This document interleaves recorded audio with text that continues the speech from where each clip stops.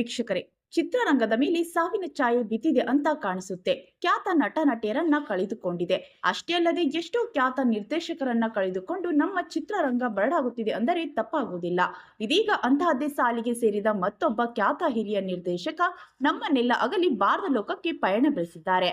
ಹಾಗಾದ್ರೆ ಯಾರದು ನಿರ್ದೇಶಕ ಮತ್ತು ಅವರು ಚಿತ್ರರಂಗಕ್ಕೆ ಕೊಟ್ಟ ಕೊಡುಗೆ ಏನು ಅಂತ ಈ ವಿಡಿಯೋದಲ್ಲಿ ನೋಡೋಣ ಬನ್ನಿ. ಅದಕ್ಕೂ ಮುನ್ನ ನಮ್ಮನ್ನೆಲ್ಲ ಅಗಲಿರುವ ಆ ನಿರ್ದೇಶಕನ ಆತ್ಮಕ್ಕೆ ಶಾಂತಿ ಸಿಗಲಿ ಎಂದು ಆ ದೇವರಲ್ಲಿ ಕೇಳುತ್ತಾ ಈ ವಿಡಿಯೋವನ್ನ ಲೈಕ್ ಮಾಡಿ, ಹಾಗೆ ನಮ್ಮ ಚಾನಲ್ ಅನ್ನ ಸಬ್ಸ್ಕ್ರೈಬ್ ಮಾಡಿ ನಮ್ಮನ್ನ ಬೆಂಬಲಿಸಿ.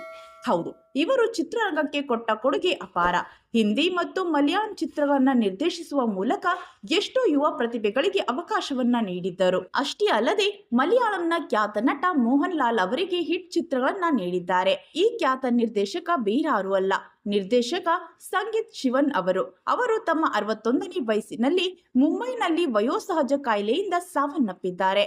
ಇವರು ಜೋರ್, ಕ್ಯಾ ಕೂಲ್ ಹೈ ಹಮ್, ಹಮಲಾ ಪಗಲಾ ದಿವಾನಾ, ಚೋರ್ ಲಿಯಾ ಹೈ ತುಮ್ನೆ ಮುಂತಾದ ಹಿಂದಿ ಚಿತ್ರಗಳನ್ನ ನಿರ್ದೇಶಿಸಿದ್ದಾರೆ.